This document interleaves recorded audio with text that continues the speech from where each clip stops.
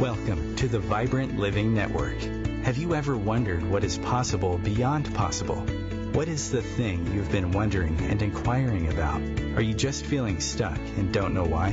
Are you thinking or are you seeing? Seeing allows us to expand and have this other experience. We want to invite you for that wake-up call.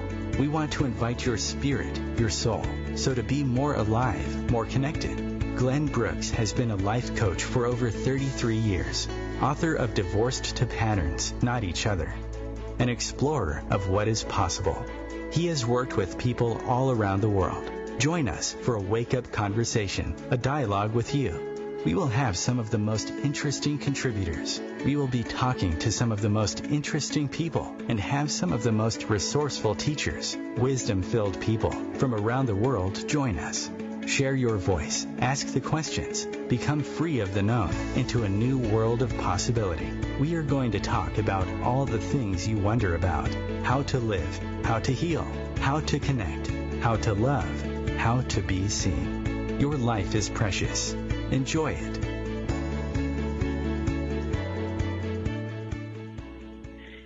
Hello, I'm Glenn Brooks. Welcome. Welcome aboard. Mastery changes everything. Mastery. Very early on in my life, I never saw my grandmother stand up. She was always laying down when I came to see her, and I heard early on she had rheumatoid arthritis. It just changed the course of my life. I asked different questions. I always wondered why certain people produced results that others didn't. I always hung out and asked different questions. When I was going on the treatment approach to arthritis, I was just curious about things, but I couldn't understand why people would accept conventional answers. It just didn't make sense to me. So for 38 years, that's been my passion. I'm honored to be working with Dr. Gail Randall, who's a medical doctor, but she's stretched way beyond that degree with many advanced education and innovation. He's definitely an incredible new contribution and model for what I call mastery, living mastery. How do we bring mastery? So in the realm of health and healing, mastery begins from the moment you open the practitioner's door, whether it's a surgeon, eye doctor, wherever you go to, they bring you something almost immediately. It's usually invisible, and yet it changes everything. So I want to welcome Gail, Dr. Gail Randall, Lisa LaRose, executive producer, thank you. Sherry Marquez, the dog mystic. You always need a dog mystic to tell you what's really going on with the dogs. Like a deep harmony relationship. Janet Carafa, as Gail calls her, she's apparently a yoga master. I like when you get called that, Janet. Janet, for the first thing Janet says to me, she's a world-class mime, as I speak in the mime. Well, I want to welcome today someone I introduce you to that I feel in my deepest heart is going to be someone's work that I'm going to be talking about. He'll be on as often as I could help. I want to go see him. Dr. Rosen. I missed your name, Andy. Rosenfeld. Dr. Andy Rosenfeld. Not just sorry, Andy Rosenfeld. Yeah, I was practicing it 90 times. Rosenfeld. I was scared. Yeah, thank you. I got it again. Thank you. So what I want to acknowledge about you, first of all, it was a delight having our first conversation. And what it left me with was what moves you to treat people and see beyond just the level of the problem. Einstein said you can't solve a problem level of the problem, but to see into their health, to see beyond their eye problems, and mostly a lot of fixing, into the idea that there's a deep energy, there's a deep chi, there's an energy in that person. And when you treat it at the level when you treat it and work with the body's whole system, there's not just a level of vision and healthy eyes, but there's another whole healthy system. I know that people travel the world to come see you for your 2-week program. And one of your paradigm references, what totally turns me on, is that you see the eye, that rejuvenation can happen in the eye. What a powerful frame of reference. So rather than fixing a degenerate condition and keep throwing something at it, you see that the whole body and the eye could regenerate, and you recognize the neuroplasticity of the eye and the whole system, treating it underneath just a symptom with things to restore, replenish, and regenerate. And I want to tell you, I was standing when I was tuning into you, Dr. Annie, and I realized that your work is one of my missions in life. How to assist people, because seeing is the most profound. I feel that if we see each other, we're going to transform the quality of life on this planet. So I'm honored to have you on today. Thank you for being here. Thank you so much. I really appreciate it, Glenn. It's so wonderful to be here. Well, you know, Gail, you wrote up a write-up on Andy that I loved. So I want to introduce Andy to the audience, because I love what you wrote to your Instagram and your following, and I of course who you are and your questions and who we are as a team and as a family. We're family members with each other, and Dr. Gail. Yeah, she was so excited when I told her I said, please check out Dr. Andy, and she said yes, he's an inside member of this dojo forever. Yeah. That's sweet.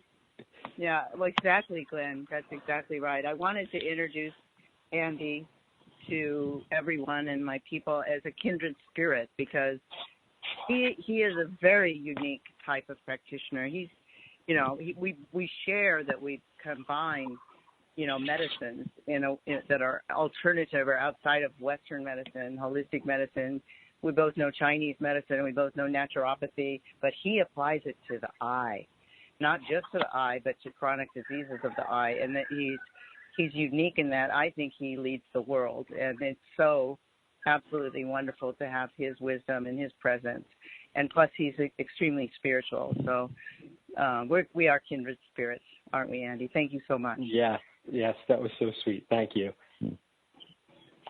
So, being a new breed, and there's a new book out. It just came out. I've been reading, and I love it. It's on the black sheep, the people who live their lives by fulfillment. They're not just interested in acquiring degrees. How did you become Dr. Andy? How did you sit in a conventional, you know, you went to some top schools, but how did you sit there and say, oh my God, what the world could use a different distinction, a distinction around the eye that allows the people who absolutely were hopeless, turned away, and there's hundreds of thousands of people in that realm, and you created another model. When people come to see you for their 1 or 2 week programs, what moved you to be able to bring who you were to this field and the way you brought it? What was your magical journey? How'd you get Where was I really appreciate you asking that. So it's pretty cool. So I went to out of college. I went to acupuncture school. I was pre-med, and my father actually went for acupuncture while I was in college, and I was getting ready to sit for my MCAT, and my father had received acupuncture for hypertension. He had high blood pressure for 10 years. He was looking to get off medication, and he went to an acupuncturist, started taking some herbs and taking better care of himself, and in about 6 months he had gotten off the medication that he'd been on for 10 years. So that was my introduction to acupuncture. I kind of made a hard right and decided, you know, kind of pretty quickly I wanted to pursue acupuncture. It just made a lot of sense to me. But after I started practicing, a couple months into it, I went to San Diego to study and came back to New Jersey. And I always knew I wanted to specialize. I kind of had that vibe going on, that I knew there was some calling, but I didn't really know what it was. I was just feeling some nudge from the universe to do something. Mm-hmm. So I played around with different specialties, and then I had a patient come in, older gentleman. His name was Manny. Great guy when I first opened my clinic, and he had glaucoma, advanced stages. And he was convinced. He was a very, very shrewd business guy, kind of, you know, Brooklyn, Bronx type of tough guy. Was just very, very passionate and insistent that I was going to be able to help him. He was pretty much a stand for me that I was going to help him. And I was like, I don't really know too much about eye diseases at the time. But then back then I was still single. I didn't have kids, and I had, you know, a mildly busy practice, you know, just getting started. So what I did have is time.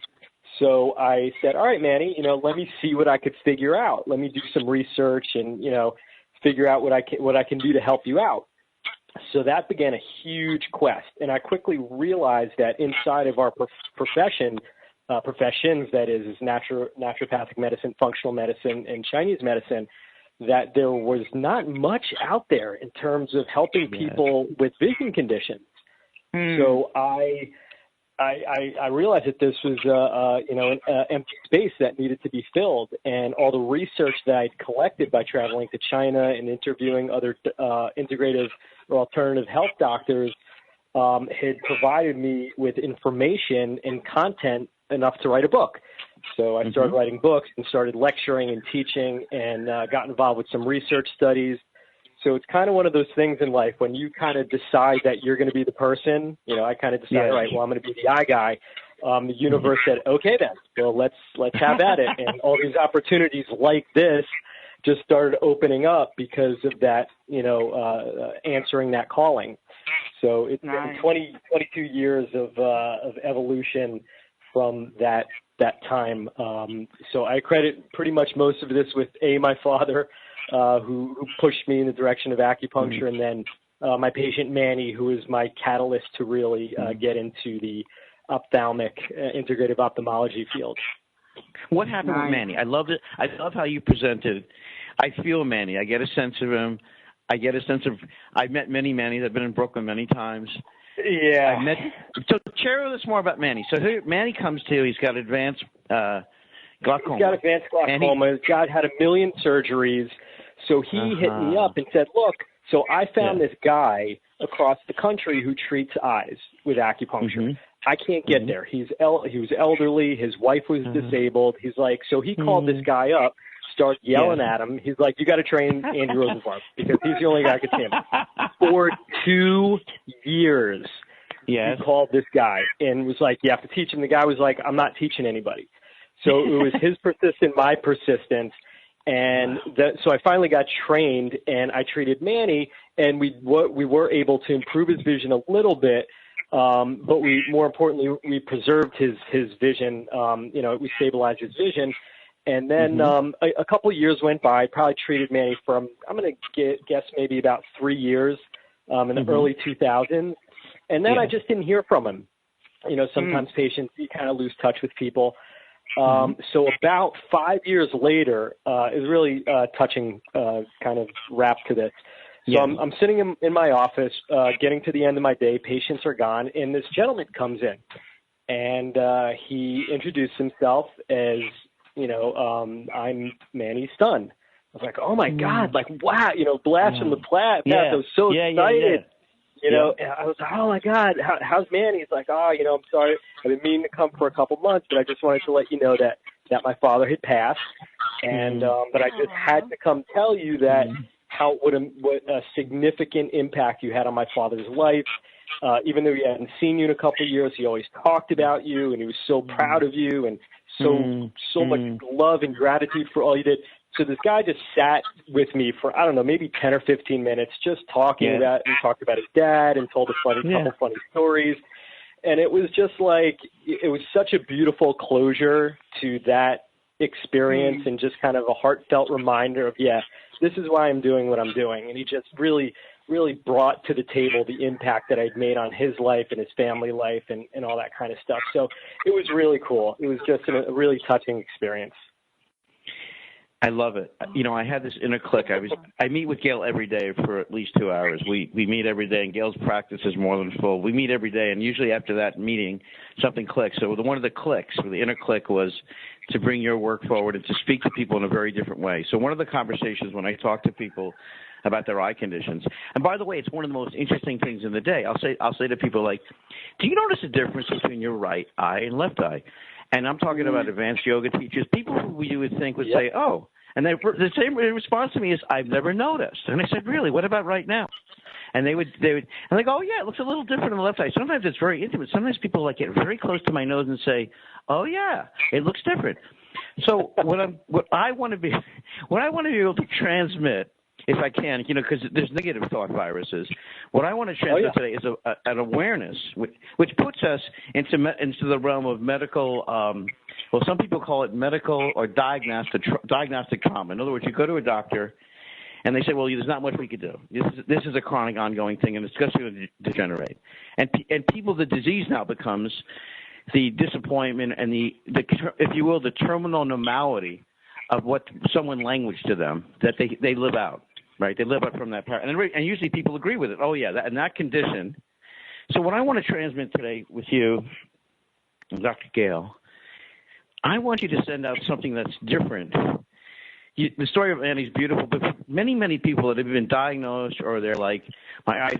Some people will say, people say things like, "Oh, my eyes are just terrible," or "There's nothing that can be done." What's the new story? Because you have a new story about this. There's a new story, and I know because I've been talking to a whole bunch of people who go to China, that it's a whole different paradigm there. What's new that people aren't hearing that could replenish their inspiration and hope for another whole experience with their eyesight? And by the way, seeing as a spiritual experience in our relationship. When you really see someone and don't just look at them and see them, and don't just look at them or script them, as I like to say. What's the thing that you want to transmit? If they could breathe something in new today from you, Andy, what is it? What's the new? What is it? Something that you want to? If they could bring something into the soul from you about a new way of seeing eyes and healing and being able to go past all these conditions and patches, what is it? I'm glad you asked. So as you stated, it's all about hope. Our goal is to really give people a good dose of hopamine, as we call it. We really want people to believe, not resign to the fact that, this is like a death sentence. It's for a lot of people being told you're going blind and go home. It's devastating. When people go through denial first, they're like, no, can't be talking about me, or really. Or they start asking, what can I do? And they're like, there's no conventional treatment. You're kind of SOL. Or there's, we don't have anything for you. Get used to it and go home, and don't call us, we'll call you. So that's the old story that you talked about. The new story is that, hey, there's stuff that you can do.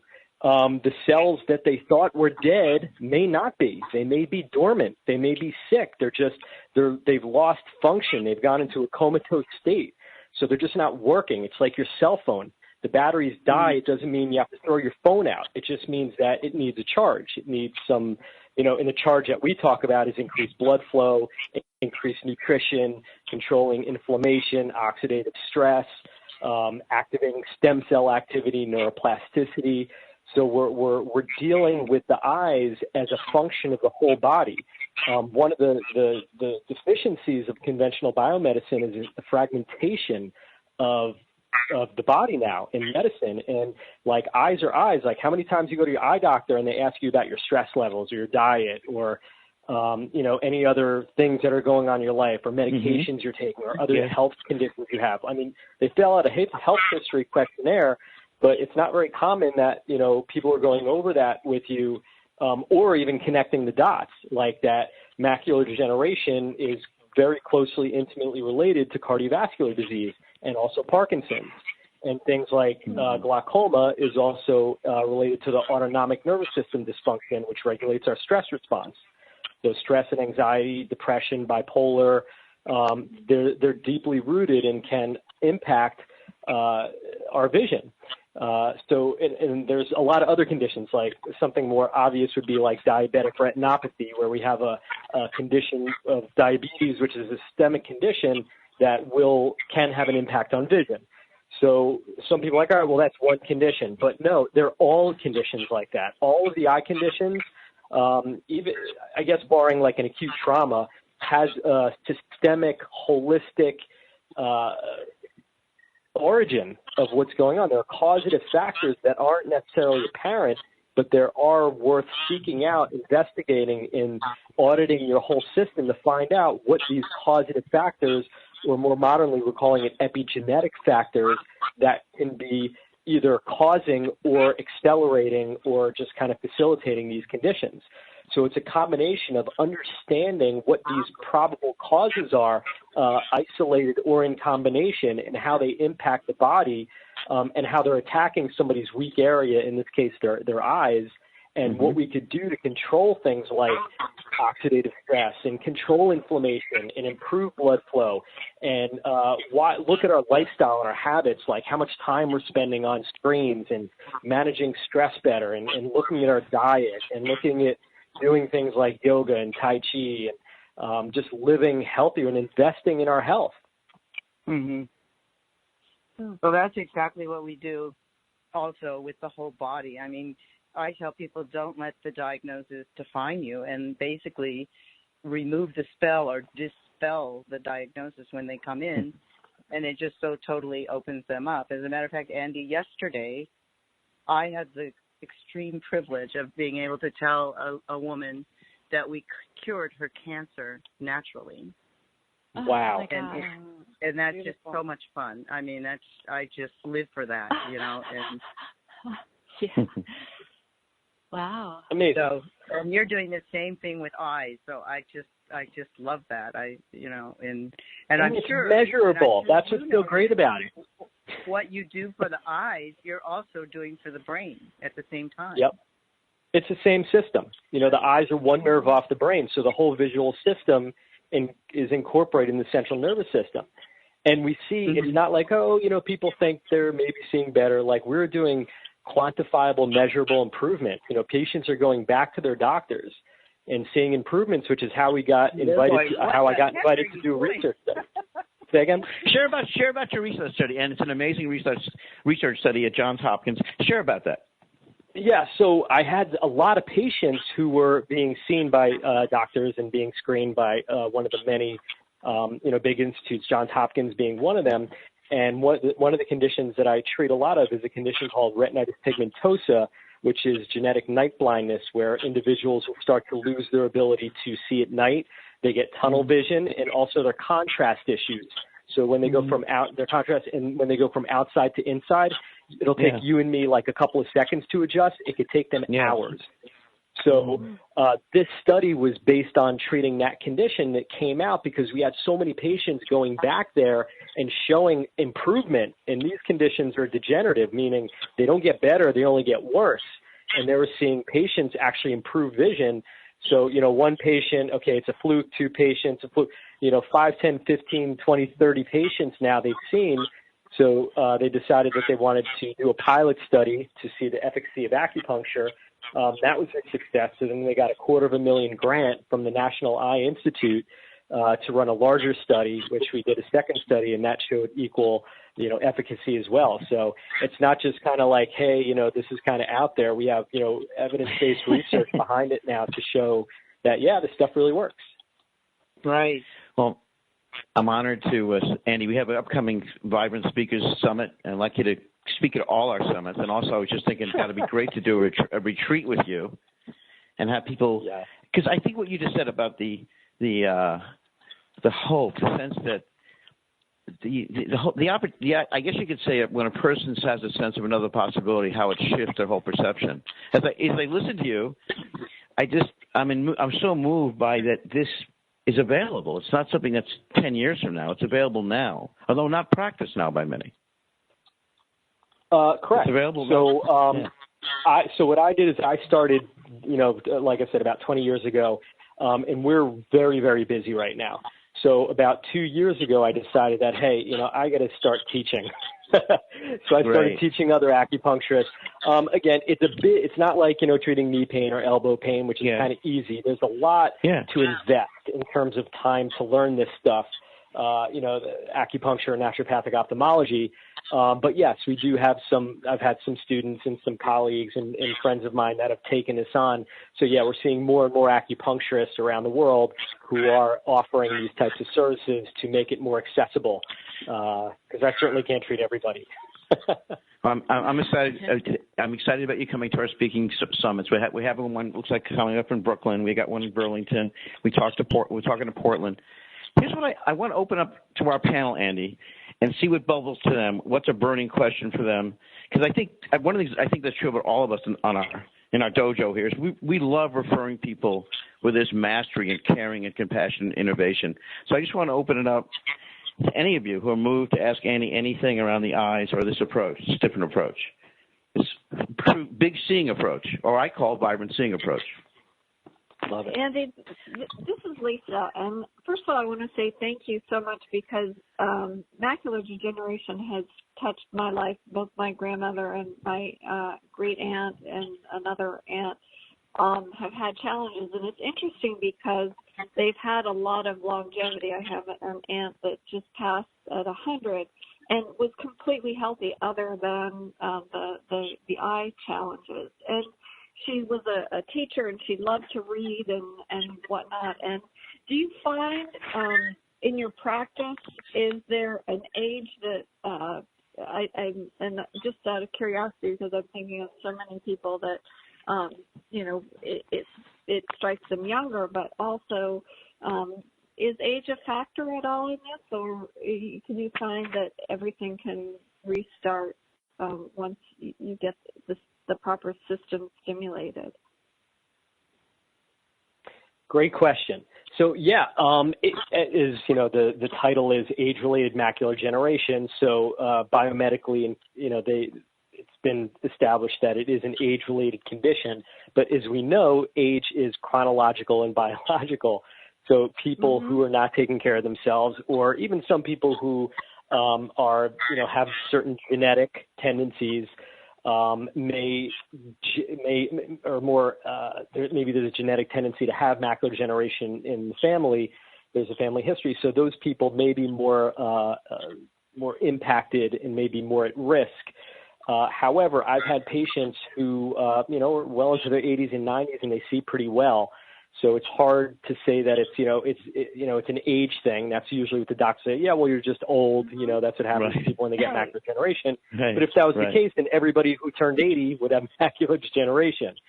So I have observed in my clinic, and I'd indicated a little earlier, there's a very, very close component and very closely related to cardiovascular disease.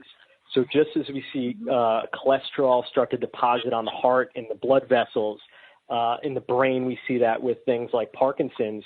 The plaque in cholesterol will deposit in the eyes, and we call that drusen.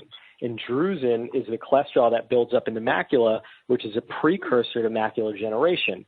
As that accumulates, it becomes obstructive to the sensitive macular retinal cells that help us see. So when those get clogged up in the same way the heart gets clogged up, we don't have an eye attack in the same way we'd have a heart attack. We just progressively lose vision, sometimes slow, sometimes fast. So anything that's going to be heart healthy, vis-a-vis like helping with cholesterol, things like resveratrol, leafy green vegetables, taurine is an amino acid, fish oils, omega DHA, CBD oil, any of these things that are going to be healthy diet, reducing a lot of animal fat in the diet, those are all going to help regulate cholesterol levels, and also obviously things like exercise and monitoring sugar. Those will all reduce the fat accumulation in the body, which in turn will help the body to break down the drusen and the cholesterol buildup in the body. Oh my gosh! Thank that you kind of help? so much. Yeah, no. So stay with us. Stay with us. We got more to go here. More. Oh, by the way, I just got a quick email. It just says, "Can we do a mastery class series with Andy?" Well, my answer is I'd love to design that. We'll ask Andy when we come back.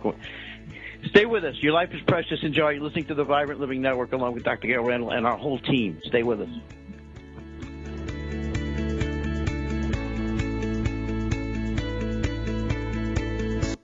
The Real Conscious Connection. OMTimes Radio. IOM FM. Host your show on IOM FM, the radio network of OMTimes Media, one of the more recognized brand names in the conscious community, and is backed by the extensive marketing reach of OMTimes. Hosting a show on IOM FM immediately connects you with our extensive dedicated community. Conflict comes in many forms and often triggers a fight-or-flight response. Some of us gravitate toward conflict, while many will stop at little to nothing to avoid it. Unfortunately, what we resist will persist, which often forces us to face our fear and deal with it head-on. Join me during my show, Conflict Rising, as I discuss the important role of conflict with leaders who have moved through it successfully. Tune in Thursdays at 3 o'clock p.m. Eastern Standard Time. Remember, it's always darkest before the dawn.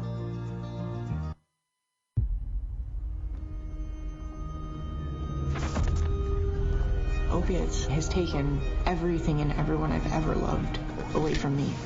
Everything. I blew my ankle out and I got prescribed pain pills by my doctor.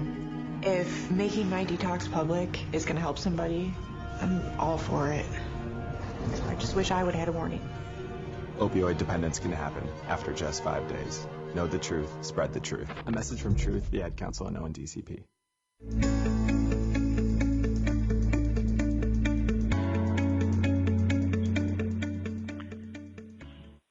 Hello, I'm Glenn Brooks for the Vibrant Living Network, along with Dr. Gail Randall, Lisa LaRose, Sherry Marquez, and of course Janet Carafa, live from Kauai, Hawaii.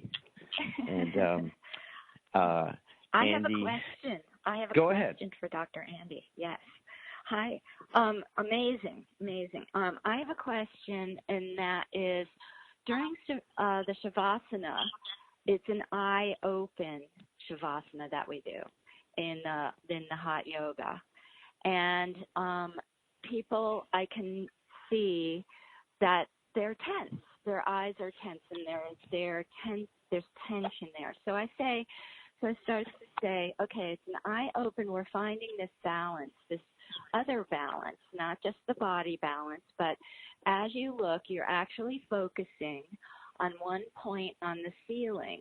But now soften the optic nerves behind the eyes, which people don't even think about really, and soften your brain, the actual muscle behind your eyes, and yet still keep the focus, keep a clear focus, but completely relaxed. And it might blur a little bit, and then you can find where the relaxed focus is.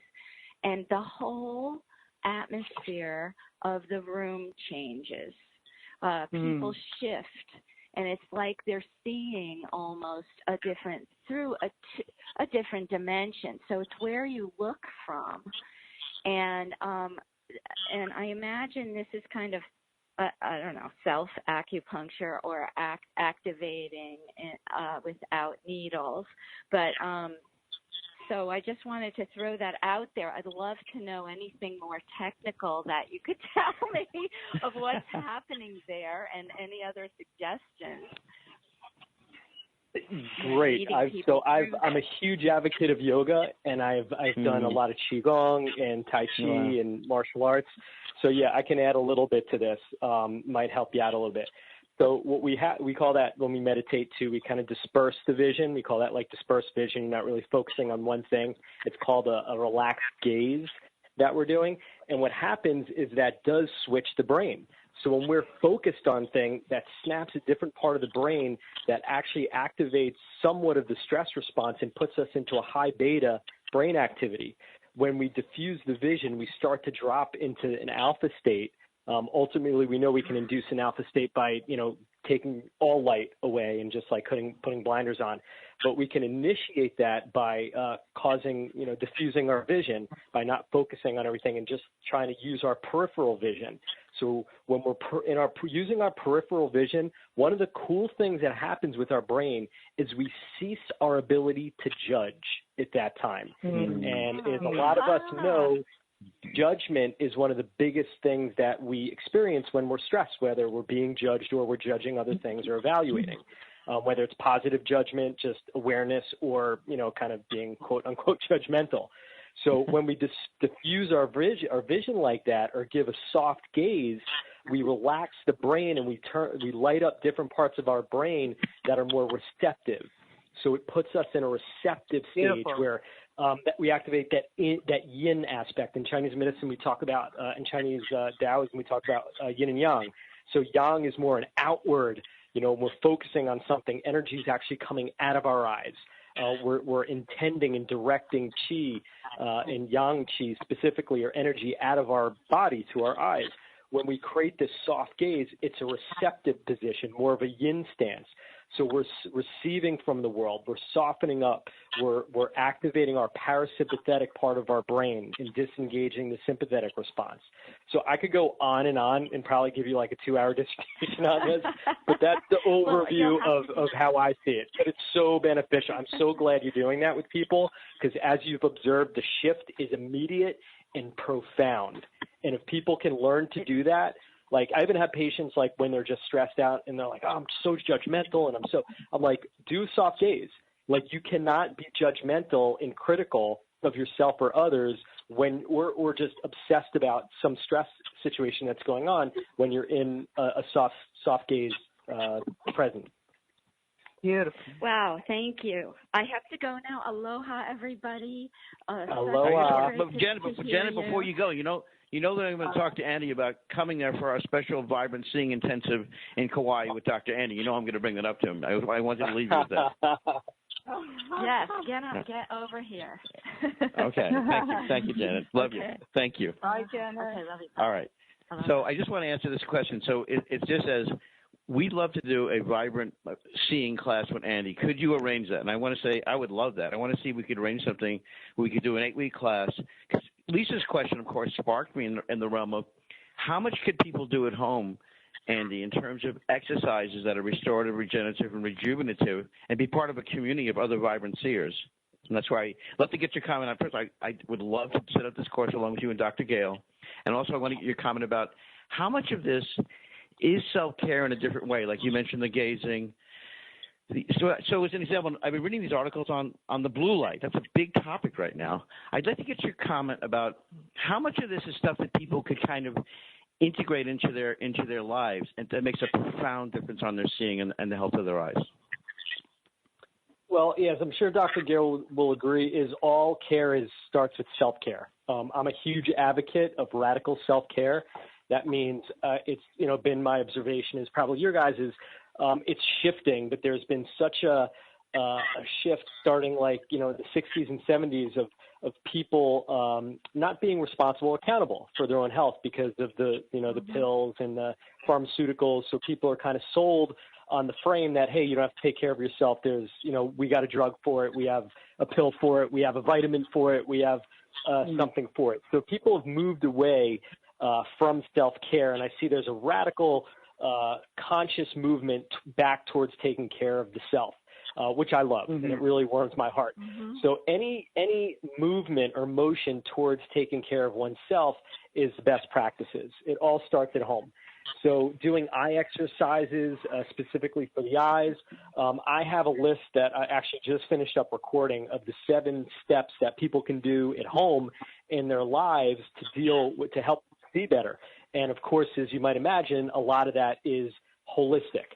So it's like things like hydration, dealing with stress, getting enough sleep, staying hydrated, taking the right supplements, using things like acupuncture and yoga and, massage techniques and things like that. So it's really taking care of the whole body and doing, you'd mentioned doing exercises every day. The only bad exercise is no exercise. So even if you can do 2 to 3 minutes a day of eye exercise, especially if you're spending a lot of time on your phone or on screens, it's really going to help. So that's that. To your question about the blue light, yeah, that's a big problem. So not only is blue light, but also the LED lights. So we all are on screens now. We're all on our phones. We're all on laptops. We're all watching flat screen TVs. And we are exposed to blue light, not only from our screens, but as we know from the sun as well. So when we're outside, especially in the warmer weather, and if you're, or the colder weather, if you're skiing or, on a mountain somewhere, and there's reflective surfaces like the water, we want to make sure to have UV protection, sunglasses. I recommend the wraparounds, not the flat fronts, the ones that'll really protect your eyes, hats as well. With screens, you want to use your apps for your blue light protection and keep them on, and also use blue light glasses. If you wear reading glasses for your computer, go to your optician and have them put a blue light coat on it. It's like $20 or $30. If you don't wear glasses or you wear contacts, you can just go on Amazon and for $20, $30 get a cool class of the blue light glasses that have no prescription in them. So that's something you could do as well. But it's really going to be an issue. We're going to see a lot more retinal issues and eye issues with the increased use of screens, for the simple reason that our biology hasn't necessarily caught up with technology yet, and we're not used to being exposed to these types of radiation, light radiation, for such extended periods of time. So we need to appreciate that and give our eyes a fighting chance and let them rest. Andy, you mentioned there was an app for blue light on your phone. What is that app? Yeah, so most of the phones now come with a blue light setting, and a lot of people, if they have it and they have it activated, like I know all iPhones do and some of the Samsungs, so you may have to activate it yourself, but most of the newer phones have that come with the phone, and at night it'll automatically turn on. It'll make your phone look a little bit more yellow or orange, but you could certainly download, there's got to be 10 or 20 apps that if you just go into your app, your Google apps or iPhone apps, and just put blue light filter, if you don't already have one, which you should, You can download those for your laptops, your desktops, for your TVs, for your phones, and your desktop computers. So there's not So I one want to is ask. better than another? They're free apps. Okay. That's great. Okay, my question on Gail. I want you to go ahead, I just Lisa. wanted to give out Dr. Andy's website, so Thank you, if Lisa. people want to try to locate and get the information. So it's AcuVision Therapy, and it's AcuVisionTherapy.com. And I just wanted to say, you have on there about vision transformation, but I think what you're doing is so profound, Dr. Andy. I think you're really transforming the way that we look at the eyes, the way that medicine approaches the eyes, the way that, just a totally new way of seeing it. I just want to really thank you so much for all that you do and all the information that you do put on your site and that you put out into the universe. So I know Dr. Gail and Glenn and Sherry and our audience are all very appreciative. So thank you. Oh, that's great. And that's what it's all about. For me, it's, look, I know it's not for everybody. Not everybody diagnosed with these eye conditions are interested in taking care of themselves or doing something proactive about their vision. My mission is for the people who are told they have an eye condition. They want to do something about it, but they don't know it's available to them. So all we really want to do is give people information so they can make the best formed decisions for themselves, because we all have this thing called free will. We want to take the best care of ourselves. So if people know that they have options and things that are available to them, then they could take whatever action they deem appropriate based on that information. Now, I promised I'd ask you this, and Gail, I want you, Dr. Gail Randall, I want you to comment as well. I'm curious, so when I read articles and I talk to people who have gone to China, to what some of them might refer to as the medicineless hospitals of China, the medicineless hospitals. There was an article I was reading yesterday on the biology of belonging. My question is, and I know you had a woman just recently come from Japan. I'm curious if the biology of belonging, because I know in one of your programs people get treated 4 times a day. I'm curious your comments about the biology of belonging, the sense of connection, the sense of a new seeing that happens in people's lives. And tell me about the people who come from around the world and what happens in terms of their seeing and their sense of community when they come for this. They're coming on such a profound trip. They're opening their being, they're opening their seeing, and trusting and letting you into their souls. What is that like to be a part of, and what do you notice among people coming to have their renewed, their new vision, their vibrant vision open, being there? Well, first and foremost, I appreciate and deeply respect and honor people who make the decision to trust me with that, aspect of their lives, or their, a lot of people that is their lives. For a lot of people, Their vision, their visual experiences is their life. So I appreciate the severity and the intensity and the extremity of the situation that they're dealing with. I really get where they're coming from. But one of the most beautiful things that I love to see in practice are these people that come from all over the world, and most people, like with a lot of other conditions, have put themselves in a sense of isolation. So even though they're pretty cool people and they're dealing with these conditions, it's like husband, wife, mom, dad, sister, brother, friend, dog. Mm-hmm. Thank you. I know you care about me, but don't try to get what I'm going through, because you have no idea. You're not losing your vision. I know you love me. I know you care about me, but you don't get it. So even the nicest of the nice still entertain that kind of isolation. So when they come to our clinic, one of the cool things about having a busy clinic, we've had patients who've been here for 20 years. So we have new patients and old patients, and they sit in community style and they talk. And we have like 3 different waiting rooms where people talk and they connect, and they go out to dinner together and they eat together and they laugh together. So what's happening is they instantly break this bond. You can't be isolated and connected at the same time, right? That's just natural law. Right. So people instantly break, and some people take a little while to warm up to other people, but by the end of the session here, I mean, we have patients who are like planning their trips to come back together, and they're, friends. And we had 2 patients come from Australia. I can't remember if it's Australia or New Zealand for eye conditions, who lived in the same town, didn't know each other, met here in our clinic, passed each other regularly walking their dogs, and cultivated this amazing new relationship. at our clinic, halfway around the world. So we see these connections and this empowerment and this positive vibe. People who aren't very positive don't stick around our office very long. If you're looking for a misery seeking company, our office is not the place you're going to find that. There's too much positive energy going on. But it's just that breakdown of isolation and self-imposed, hey, nobody knows what I'm going through. And it's like, wow, you get it. And people see each other with their hearts. It's like people want to be seen, and not seen necessarily as a visual, but more like seen for the people that they are. So coming into this environment allows people to be seen and to see others in a very non-vulnerable setting. It's casual. We laugh. People get really deep and really connected, but it's also very light. We take people very seriously. But we also put a very high level on fun, engagement, and humor. We like people to have a good time. I love it. It's really a special thing that we've created for people. I wanted to thank Colleen, who's been so wonderful and so caring. I felt a great vibe when I first spoke to her. She welcomed me in, and her, so my first contact with the office was so warm. And by the way, I promise people I'd love to do some live broadcasts. I want to experience the program, and I just want to tell you, I'm touched in my soul, I'm touched in my soul, and my heart, and my being listening to you.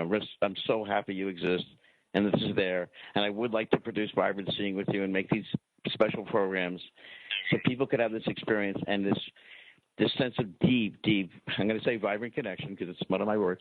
It's the frequency of vibrancy that allows you to get past the thought viruses that often take you down and have you doubt your whole life at 3 a.m. That part of what you're dissolving are the blockages by the way they look at things, and sometimes it gets reinforced by if you will, over intellectual diagnostics. Gail, I'd love to get your comments because on the next segment, I'm going to really talk about this. The next segment is called Beyond the Formula. And we're going to get into getting out of these formulas that we're locked in, we don't even see. Seeing, it's funny, as I keep seeing is such a powerful thing. Gail, go ahead. You have, what's bubbling for you right now? What do you want to share with the audience and Andy that you feel is something, it's just, beaming in you right this second? Well, I'm still sort of with the first thing I said to him, and I just feel this kinship because, we operate our offices very similarly. We laugh and smile here, and there's a lot of emotion though. It's not just laughing and smiling. There's a lot of deep digging that happens because when people come and they realize they really do have that opening, that window, that sense of hope, that they're not defined by this sentence that they've been given. They let go. So we have a lot of boxes of Kleenexes around for that as well. So, and when they do that opens them up, their hearts fly open, and then they can receive the healing. And the bodies begin to change right then and there. Sometimes I see people, and when they're walking out my office door, they said, oh my God, I already feel better. Because there is a cellular change that begins to happen, and they begin to become greater than their genes. I mean, we have genes for these things, but I always tell people genes only really define about 25% of you, and whether you can click them on and you can click them off. And the various tools that Andy has at his fingertips, I also have the functional medicine and naturopathy and all the natural things. We can click these things on and off with our diet, with our exercise, with our mindset. We had Norm Shealy on recently, talks about attitude. It's everything, and being positive and grateful. So you can make real changes in people's lives with all of these things. Andy, I will thank you, Gail, Dr. Gail Randall. I also want to know from you, because next year I know I want to play an exhibition tennis match. I had a chance to play an exhibition tennis match with a former number one player, Guillermo Vilas, and I want to give. If anybody is forwarding this work, any charities or foundations, I want to know about them, Andy, because I want to make this work and the consciousness and the awareness that's going on another level with you. So if there's any places that are doing that, I could donate money to. We could regularly let people know about it, that are not just, if you will, distributing the money to the same old places with the same old message. Please, I'd love to know. Yeah, Yeah.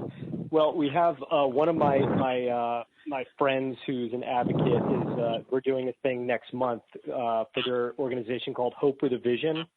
Lou George is doing kind of spearheading that operation. So we have a big gala in New York coming up where I'll be presenting at and everything like that. So I'd love to be there, and I'd love to do anything I can to support that. Yeah. So I can, give you some more information on that if you're interested. Would love that. I want to just send you my love and how much I appreciate you and how much I feel like we've only just begun, Andy. And obviously, I want to see if I could design these courses with you on vibrancy. And I'm just, even though I've been learning this hearing you speak about it coming from your soul and your caring, it amplifies it at another level. I deeply thank you, and I'm psyched to just go to another level of spreading this word along with Dr. Gail. Thank you deeply for being on Vibrant Living Network today. Thank you, and welcome guys. to the team. Welcome to the dojo. Thank you, Dr. Andy. Thank you so much. I just want to say something ahead, real quick. This is Sherry Marquez. I just want to thank both of you, Gail and Andy, for all that you do and just making people feel comfortable. I mean, that's the beautiful thing, because as soon as they walk into your office and meet you, that just by giving them that comfortable feeling of belonging and the comfortable feeling of determination and belief that they are going to heal themselves is just amazing. And I'm just grateful for all that you do and all the people that you're able to help. So it's beautiful. Oh, thank you. Well, thank awesome. you for saying that, Sherry. We will speak to you soon.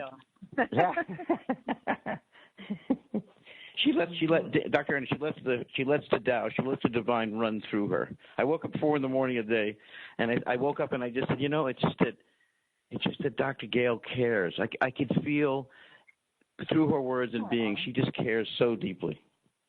I feel it from you as well, Andy. Great. I just feel thank you. Thank you. So thank you guys. I'm honored to put you on the Vibrant Living Network website, and I'm honored to meet you. I want to meet some of these people and let them share their stories and keep bringing this to another level. And I don't know, just again, my love to you and thank you. I look forward to our next encounter. I look forward to meeting you in New York City and learning more about the foundation, so I could totally get behind it. That's great. Thank you so much. Thank you. Thank you, guys. Such a great experience, and I really appreciate you guys allowing me to talk for a little while and interact with you guys. Such a wonderful, huge experience. We want more. Yeah, this is an ongoing bar mitzvah for you. All right, you'll get. We want to continue this. So thank you, brother Andy. Thank you. All right, guys. All right, stay with us. Your life, precious. Enjoy it. On our next segment, which I called, by the way, Miracle Down by the Dumpster. I'm also going to now be calling the miracle of meeting, the depth of meeting. What happens when we really meet and bring our being? So an aspect of this, which we'll be getting to, when is illness a gift? When is illness a gift? And how to use it as a gift? If you're burdened by your illness, it gets in the way of healing. So we're going to get into that with Dr.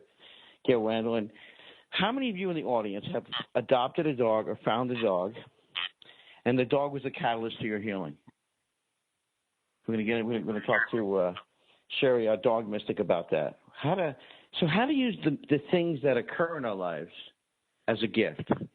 And I'll be sharing about it personally. Before I met Dr. Annie, I exclusively worked and continue to work. As a matter of fact, when I woke up today, Dr. Gail Randall has me on a protocol. I've never felt better. I feel like I'm seeing things and getting a sense now that I get up every day and I take the precise supplements. I've never been so precise, because every day it gets energized and visualized and I want to invite you guys very soon to be part of the Inside Dojo, the Vibrant Living Challenge that I just do with Dr. Gail. And I'm thinking about making it 40 days. And I want to let you guys know. So I said to myself, how am I going to introduce Gail at Carnegie Hall? All of us are going to be there in a year. We're going to be at Carnegie Hall with the Vibrant Living team. And how I want to introduce Dr. Gail is that she's not just a she's a world-class physician. She's an innovator. She's developed things to help people at the most practical level from not bleeding to death. She's done things across all these domains, and I don't mention that sometimes only because who she is, who she thunders as, touches me so deeply at a soul level. It's almost like my outer mind turns off a little bit. But the level, it's kind of like I had an oral surgeon say once to me today, she says, well, at the end of the day, she goes, a lot of people come from the dental offices. And I said, really? She says, yeah. She goes, a lot of the dentists have a limited training because I know how to do this other stuff. And I want to let you guys know that's the level. There's a level of mastery here that underlies not just the fact she was a professor at UCLA, that she was, a scientist. She's a cross-cultural she's anthropologically, she inquires. Like, it's not as if she got a degree and is sitting in her office. This is someone who cares and inquires at the next level. Every time she speaks on this format, Vibrant Living Network, I feel blessed and honored to know that this message is getting out. And I've worked with I've worked with bestsellers for the last 35 years. So I'm deeply honored. And in the next segment, we're going to dive into how to turn your crisis into a blessing. How to be gifted by your illness. That's what I like to do. Thanks, Glenn. My honor. I just bowed. Thank you. Lisa LaRose, I love your questions. I love when you bring up, and you got Andy's website. Thank you for always covering the one of the senseis in this dojo's back deeply and real and like in real time. Thank you. Sherry Marquez, the dog mystic, thank you. You're a deeply loved member of the dojo. We're going to continue with you guys. Feed your soul with waves of consciousness on OMTimes Radio. Ascending Hearts is no ordinary dating site, but a spiritual dating site with a purpose, to link you with your soulmate.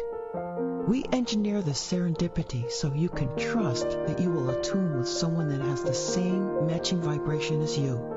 Ascending Hearts, the conscious dating site for the spiritually aware. Try Ascending Hearts for free. AscendingHearts.com. I'm Kathy Williams, host of Sexy Mom Abundant Life radio show on Thursdays at 5 p.m. Eastern, 2 p.m. Pacific. On the show, we explore living abundantly in every area of your life. Ways to let go of limiting patterns and beliefs and to step into the flow of creativity and possibility, knowing you are supported by the universe. Hi, we're the Goo Goo Dolls. We're fortunate that our daughters have what they need to grow and learn. But that isn't the case for nearly 13 million kids in the U.S. that struggle with hunger. Childhood hunger is a heartbreaking reality that Feeding America is working to change. Each year, the Feeding America network of food banks rescues billions of pounds of good food that would have gone to waste and provides it to families and children in need. You can help kids in need in your community by visiting feedingamerica.org.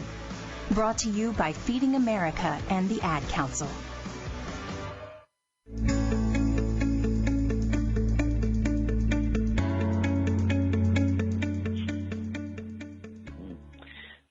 Welcome to the Vibrant Living Radio Network, a network of people that ask new questions and come up with new innovations and challenge language, challenging our language.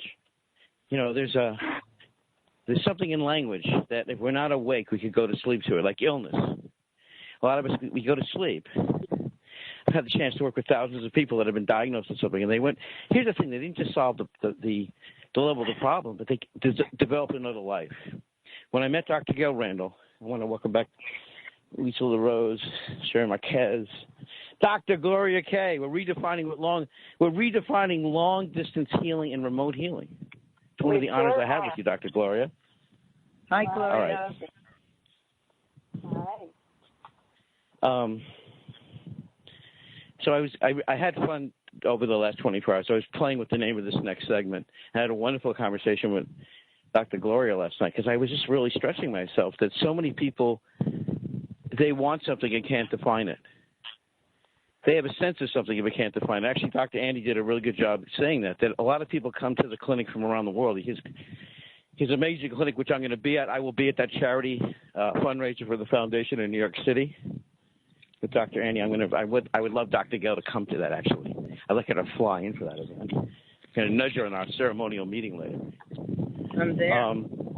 Okay, great. Well, then we're going to see each other there. We're going to be at Dr. Andy's Foundation fundraiser for this whole getting the message out. So when I was talking to Dr. Gloria yesterday, and Dr. Shirley brought this up a week before, love Norm so much, neurosurgeon, mystic, scientist, people travel the world around pain conditions for Norm.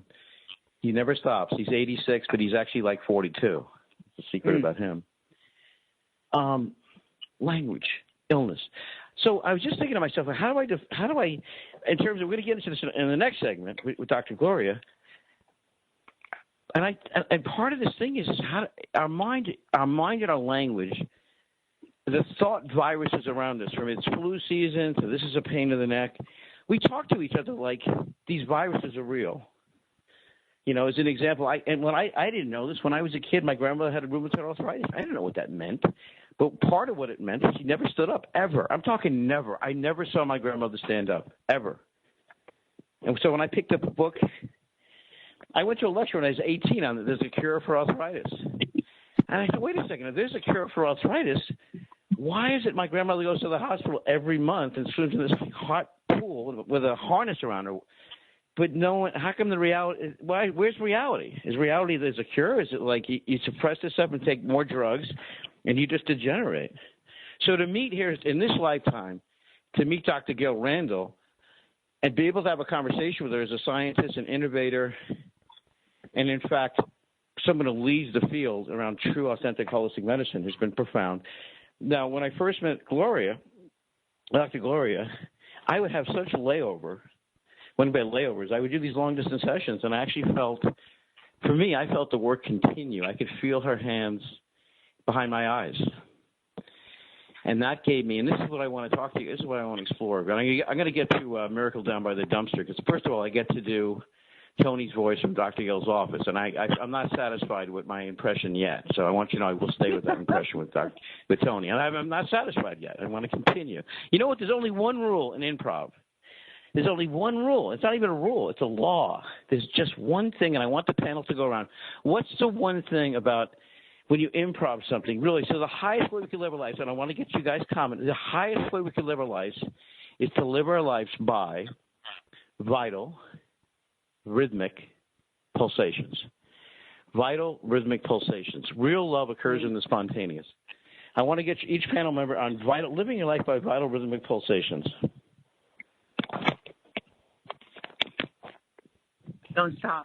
Don't stop. That's right. So you never stop the improv. So I've literally sometimes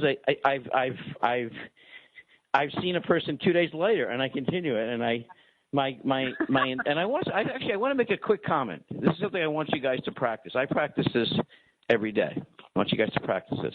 So first of all, I don't teach people goal setting. I teach people claiming. So when you're involved with our Vibrant Living Challenges, and we have one coming up very soon just with me and Dr. Randall. It's going to be out of this world because we transform by engaging each other, inquiring, and then sharing each other the deepest level of heart and seeing this of each other. I teach claiming. So I have people claim what they want to see happen in their lives. Feel it in their body.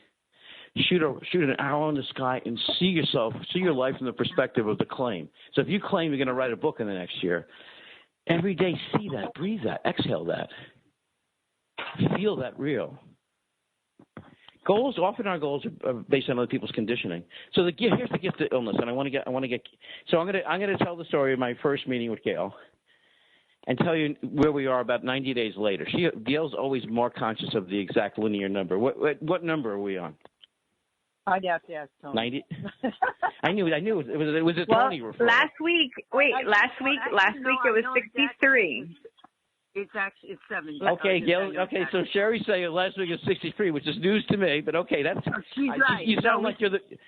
Last Thursday it was 63. So yeah. Okay. 70. Nice. All right. Very close to 90. That's what I was thinking. I was thinking 90s. 90s not to be confused with 90s.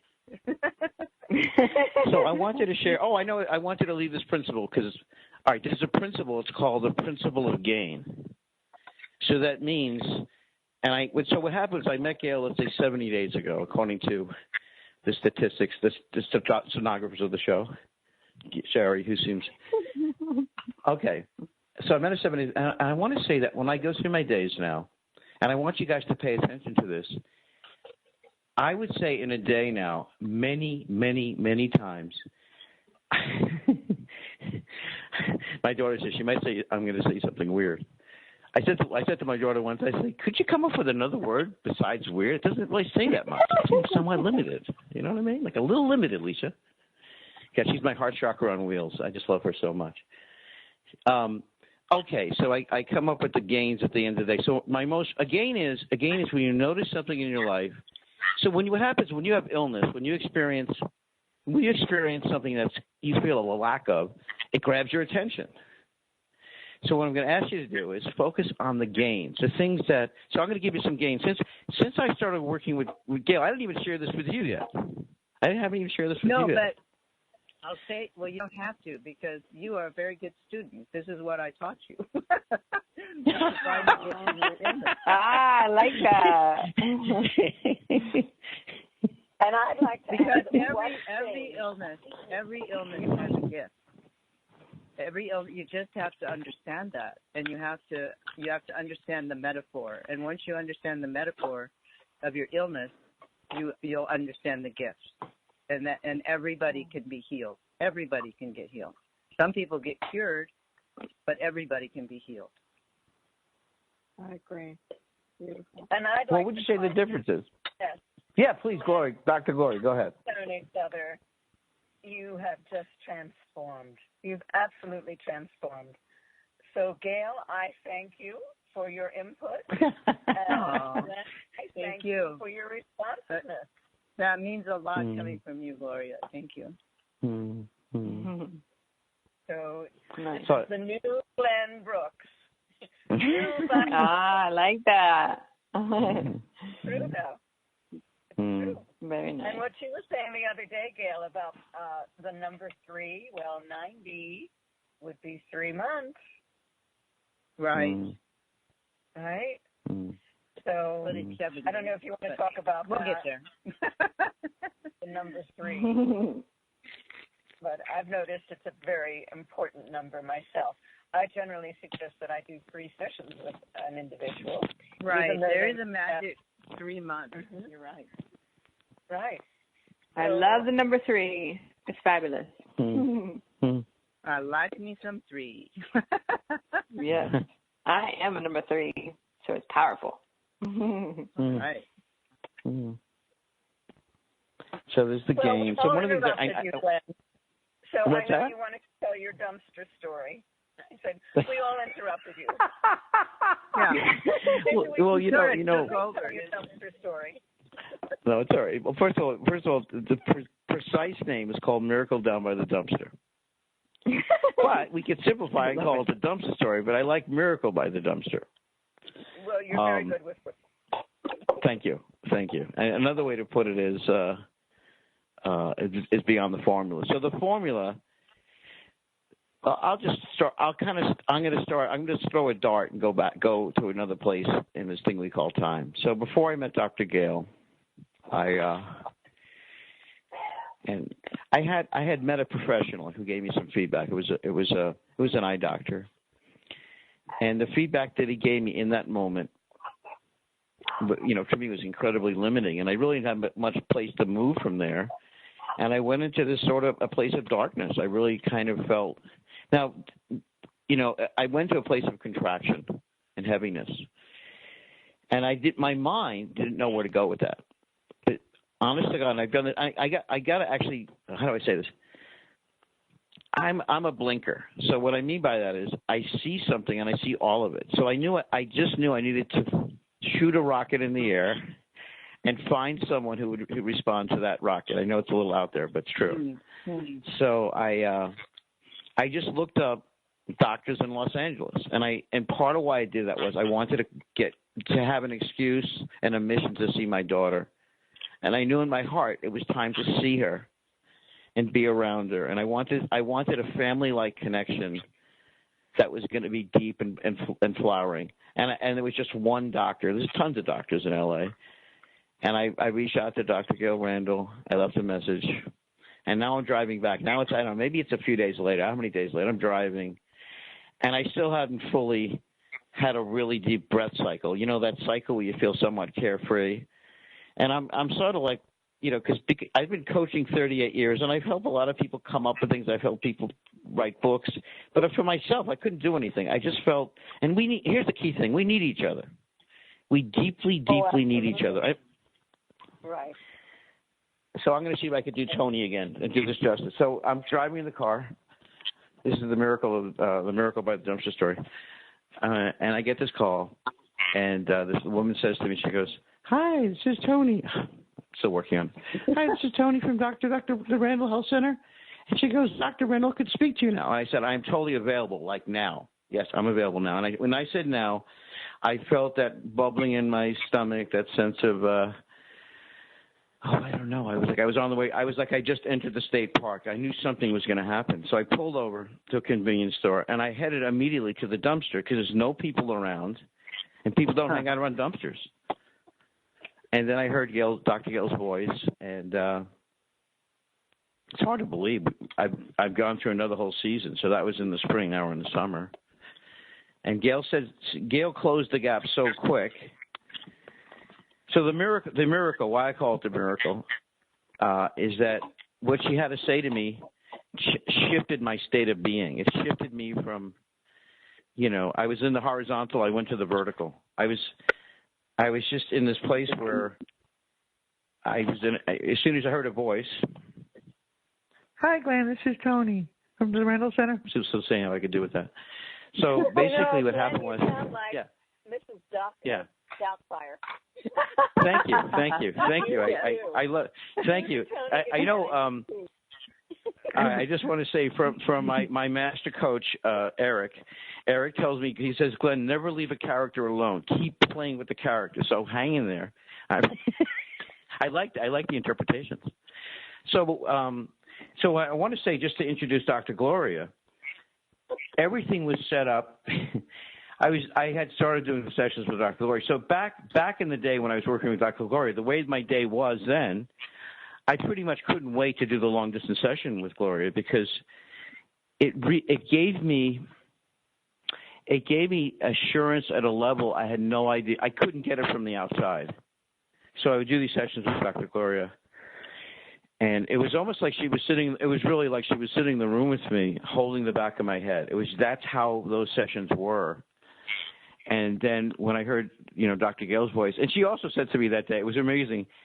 I've taken supplements for the last 40 years. But when Dr. Gale told me she was going to mail me the supplements, I just felt my body was saying yes, those exact supplements. It was almost like I didn't need to think about it. It was like all the strain. Here's the thing about the perception. The perception of illness is, what do you do about it? And I would say to you that, and I want to get Dr. Gale and Gloria's comment about this, a lot of people strain and struggling. It's like, what do they do about the illness after someone declares they have it? In other words, what vitamins? What do you do? So most people, I was at a potluck last night, and my friend who was diagnosed with Lyme disease, she still is worn down about how to deal with it. So having someone you could trust and let down around. So the miracle by the dumpster was that it continues to deepen, and there's more seeing and breath in, and it's kind of like this gift that occurred. And I was able to trust Dr. Gale at another whole level. I never ever trusted doctors fully, even though I worked so close with them and talking about world-renowned doctors. But to actually go to that other room where there's this thing called intimacy, where you actually could say, "Hey, I could tell you that, but I'm really scared about it." And Gale says to me, "Say more about that, and let's invite the part of you that's scared." She said that to me regularly. So the dumpster miracle is that a dumpster is symbolic for dumping and purification. And the miracle down by the dumpster is that go to a place that's a third place that is uncommon to you, and just be so willing that you put your whole attention on it, and then have someone miraculous like Dr. Gloria and Dr. Gale be there for you as a witness, as a visioner of who you are beyond this thing. And of course, we had Andy on today.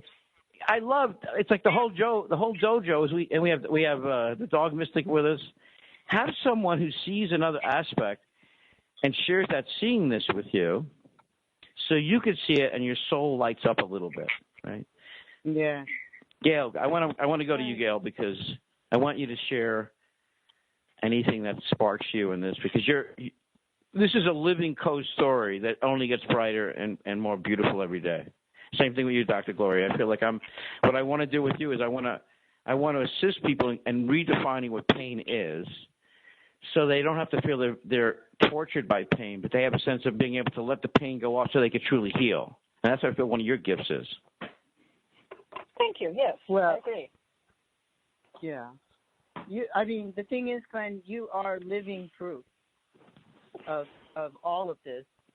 You know, the miracle, the ability of the body's ability to heal and transcend the ordinary physical pain or dis-ease, if you will, because, you know, both Gloria and I gave you permission or pointed out how you are a spiritual being that is greater than what that one gentleman defined you with.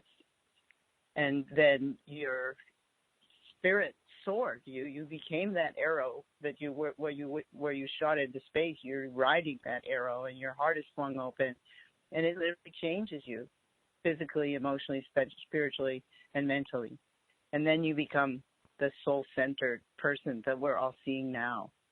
Not that you weren't before, but you're really into it. You know, you're solid. So anyway, it's lovely to walk this earth with you at this time. Thanks, Glenn. Thank you. And all of you, really, on the team. You're just such an enlightened team of healers. I'm so blessed with you. Thank you. I'm extremely blessed as well. Mm-hmm. Well, go ahead, Lisa.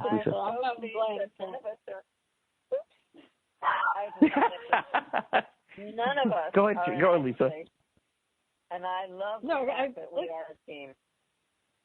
Yeah, but you know, I've known Glenn for about 18 years, probably, you know, going on 19 now, and I've seen, you know, a lot of different things, and you're a lot. My partner has a saying, you know, you're with somebody till the hubcaps fall off, and that's sort of what it is. You know, when you create a team, and you stick by each other's side, and I you know, and since we're talking about vibrant seeing, you know, sometimes we're so close to things, and you know, I sort of navigate through different realms, and I would just like to point out from a vibrant seeing standpoint that the things that you did, Dr. Gloria, for Glenn, and the changes that I could see, not on the physical realm level, but the energetic changes and shifts, I think are what helped attract the energy of Dr. Gail, so that she, you know, on another level could feel that he was open and ready to make a lot of different shifts, and that, you know, it was really, the time was ready. He was ready. He was ready to receive. He was open, and you know, even though this challenge of not being able to see things on a physical level, a whole new gateway and a new doorway opened up. So, you know, thank you both for the things that you've given to my friend and to our audience members as well, and you know, just the gifts that you shared over these past few weeks. I'm really grateful on so many levels to both of you. That's quite beautiful. So thank you. Thank you. My honor. You're welcome. That's right. My honor and my privilege. Yeah. Yeah. So, you know, one of the. It's really clear to me, without sounding arrogant, that I was put here on this planet at this time to do my very best and to help as many people as I can. And I try to live by that. I honor the fact that not everyone wants to be healed. Not everyone wants to have my healing energy. And it took me a while to really honor that and know that what I do is not for everyone, or at least at the point in time that we're making contact. So that was a shift for me. Just let it be. Just let it be. So, yeah, here we are. I just want to say, I wish I could have shared about a week ago. Myself and Dr. Gail Randall and Sherry Marquez got together, and it was oh my God, it was an incredible meeting. So we're going to do a follow-up to that. We're going to set up a time. We're going to do the biology of belonging. So everything you want to know about belonging as it relates to your dog, we're going to dive into with the Dog Mystic. Because your dog knows when you're coming home. We were talking about this earlier. How does your dog know you're coming home? And how would you like to have that level of belonging and in syncness? Was that the word we came up with, Sherry? In syncness or attunement? Attunement. Attunement. Yeah. Attunement with your dog. And they're so we're going to get Dr. Like they're one of the things that telepathic. Yeah. Like I want the three of us, because I thought we had such a good.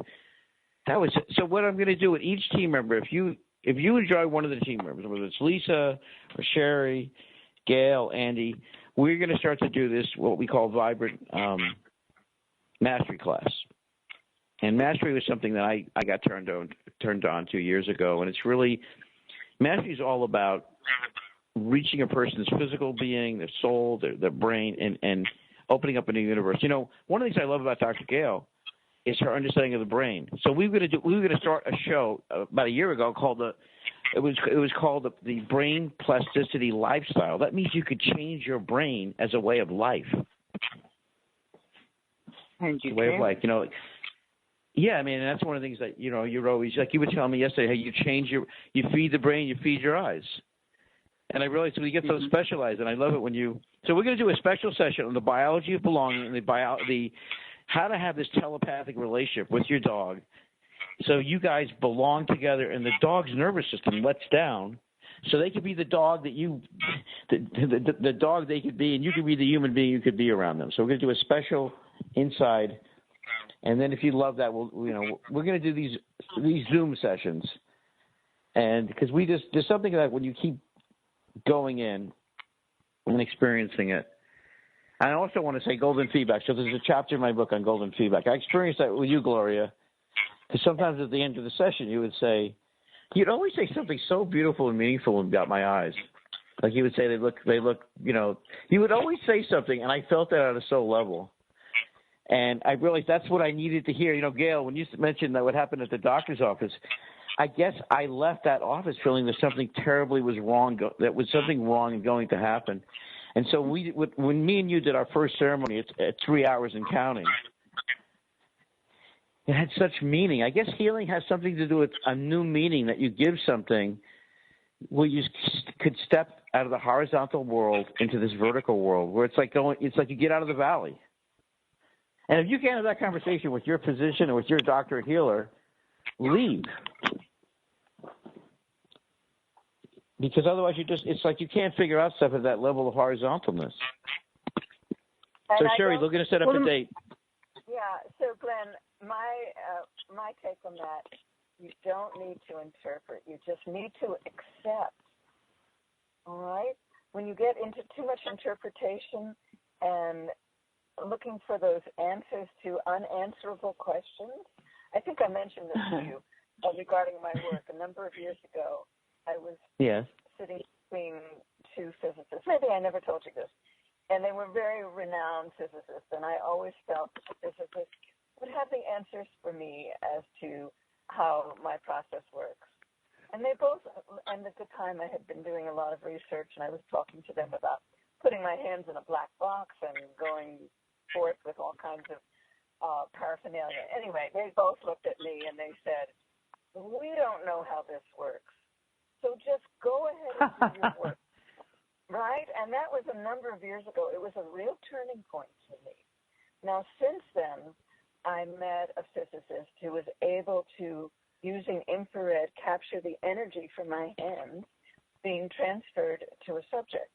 And that's all on my website. So the skeptics, when the skeptics say, well, that can't be, I like to refer them to my website and my my homepage has a video, and in that video is also contained images of my hands on my subject. And then the interesting thing, when I remove my hands, there's an after image. And that was all captured using infrared.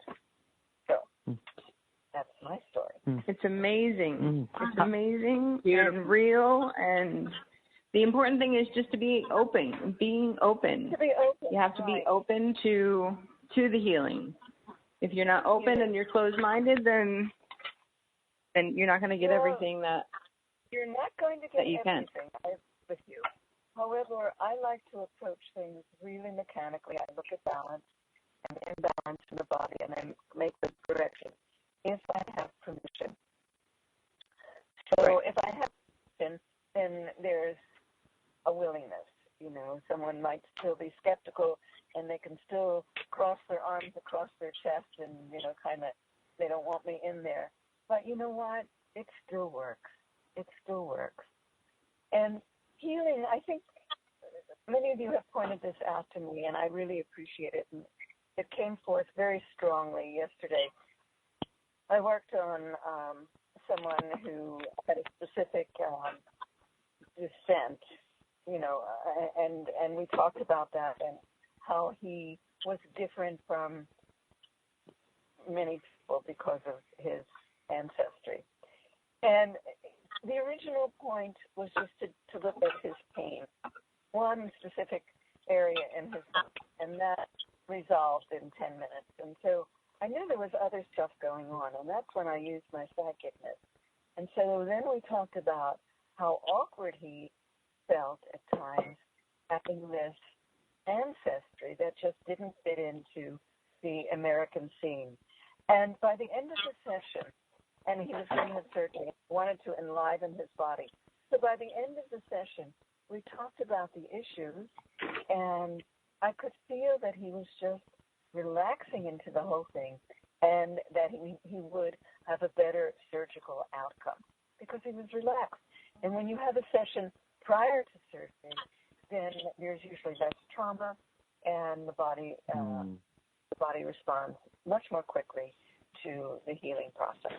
So I thank you all for pointing that out to me, that it's not just the physical that I'm dealing with. I approach it that way, and I tell myself that's what I'm doing.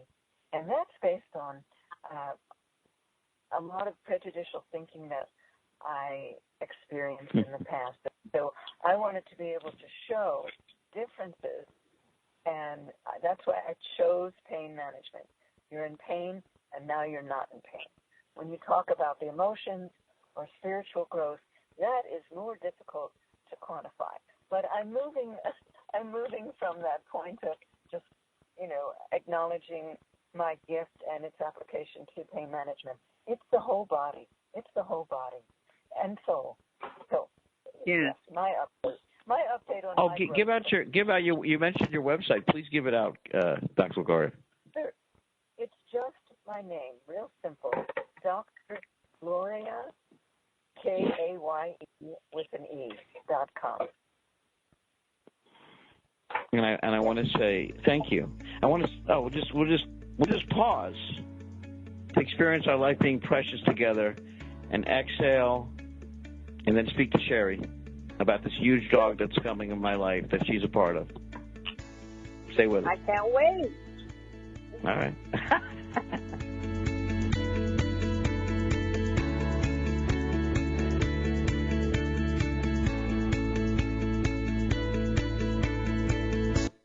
The future of Internet radio is here. OMTimes Radio. IOM FM. OMTimes magazine is one of the leading online content providers of positivity, wellness, and personal empowerment. A philanthropic organization, their net proceeds are funneled to support worldwide charity initiatives via Humanity Healing International. Through their commitment to creating community and providing conscious content, they aspire to uplift humanity on a global scale. Connect at omtimes.com. OMTimes, creating a more conscious lifestyle. Hello, I'm Sandy Sedgbeer, host of OMTimes Magazine's flagship radio show, What is Going On? My passion is sifting through information, research, and innovations from new thought teachers, speakers, and researchers pushing back the boundaries of what we know about life, energy, metaphysics, and the universe. I love shifting perceptions about who we are, why we're here, and how quickly impossible becomes normal when we open our minds, expand our awareness, and accept that the only limits that exist are those we place upon ourselves.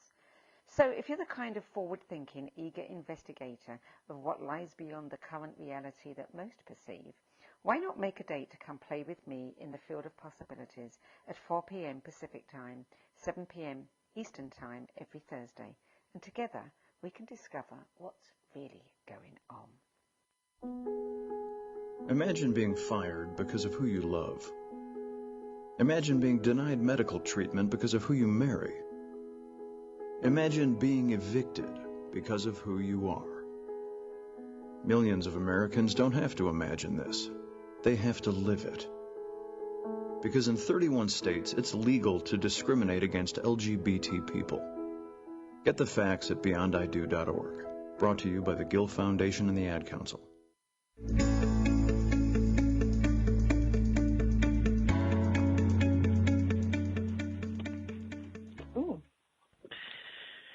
Welcome. I'm Glenn Brooks, Vibrant Living Network. Your message, living your message, sharing your message, singing the song you came to sing, sharing that song with other people. We have one-of-a-kind retreats.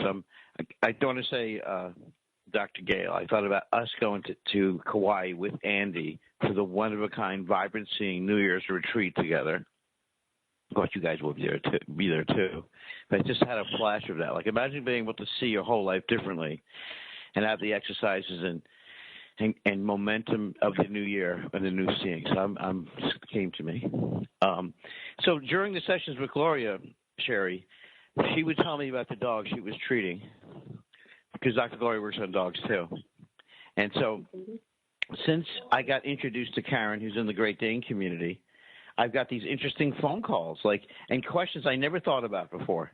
So Karen called the other day, and she's Glenn. She goes, "I have a dog for you." I go, "Tell me about the dog." And this is my context of dealing with this.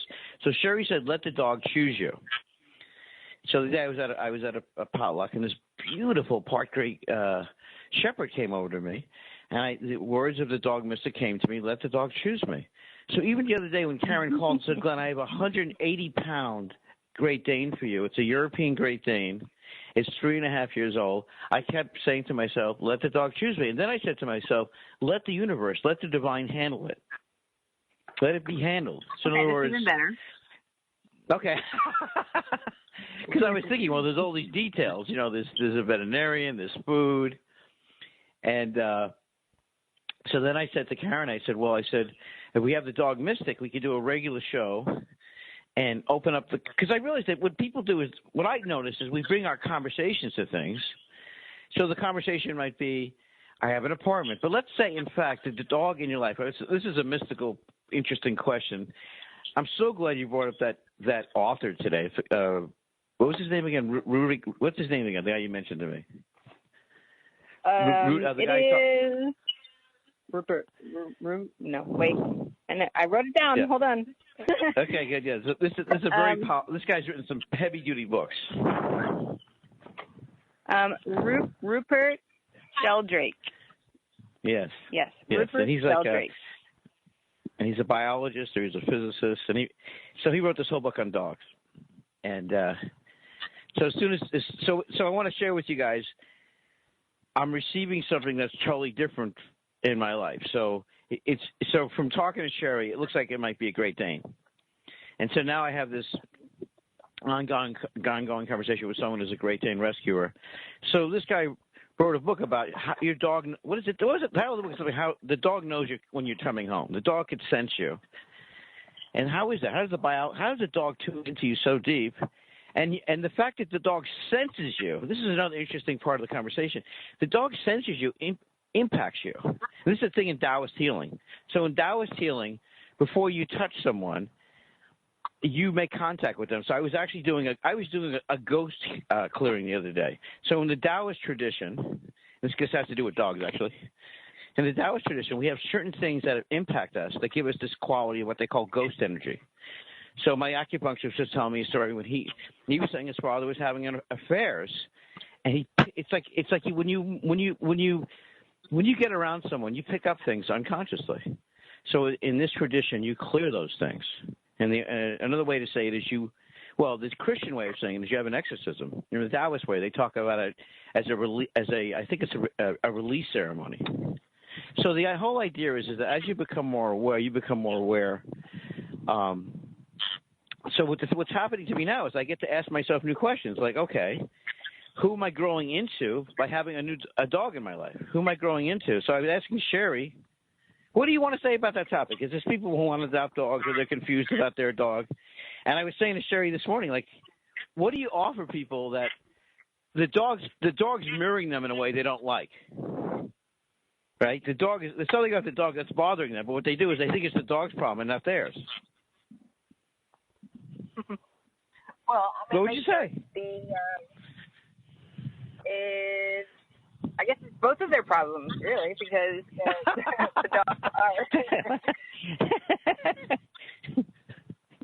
the dogs are so receptive to the human energy. They're picking up on,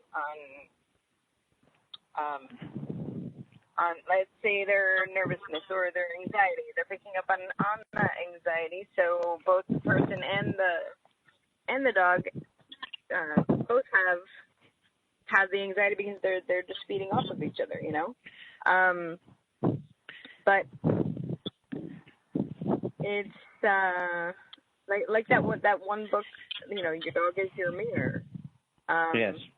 It all depends on the dog, and it all depends on the personality of the dog and the energy of the dog, because, you know, there's some dogs that are extremely dominant, and then there's other dogs that are more submissive. So the more submissive dogs are going to pick up on the energy of the people, you know. But I mean, like, you know, in regards to the how your dog knows when you're coming home, it's just the sixth sense that all dogs have, and, like, you know, it's almost like when you're thinking of someone, and when you're thinking of someone, and all of a sudden they call, and they it's like, and then you're totally amazed. You're like, oh my gosh, I was just thinking about you. That it's amazing that you just called. So it's just that telepathy that in the energy field, they're just feeling that, you know, that whether it's people or the dogs, they're just feeling that energy. But the dogs are definitely more receptive to that, for sure. More receptive and, you know, and open I want to, Sherry, I got to say something that moved me deeply when Dr. Gloria was speaking, because she actually communicated neuroplasticity during what she said. And I realized dogs actually change us. They actually impact our neuroplasticity. They change our brain. So, Gloria, when you were saying that you've been reflecting on your own definition of pain and the work you do, and then here you step outside for a second and go, well, I'm expanding that definition. I'm thinking, oh, my God, Gloria's explained to us how our brain is changing, and she's changing the anthropology of her interpretation after working with people 50 years, and dogs included, about the impact that to me is, that's just not neuroplasticity. That's also changing the brain. Like the language of that means that you have consciousness could actually impact the brain. So a lot of people just think brain, but then when we have consciousness, it changes the brain. That's I would say that guy Amen. I don't know if he's taken over 100,000 pictures of the brain. And the big breakthrough over the last 10 years is that we change the brain, and we change it by using a different language. I had a woman come see me. She wrote a book called, I forgot the name of her book. It was all about how to change your brain. So here's the name of the book. It's called Your Brain Listens to Every Word You Speak. Every Brain You Speak, Barbara Feldman. And she sat with me, and she said, you know, Glenn, she goes, my brain changes. I don't tell my brain we have this illness. I tell my brain we're healing and there's new pathways. And she goes, and then I exhale 3 times.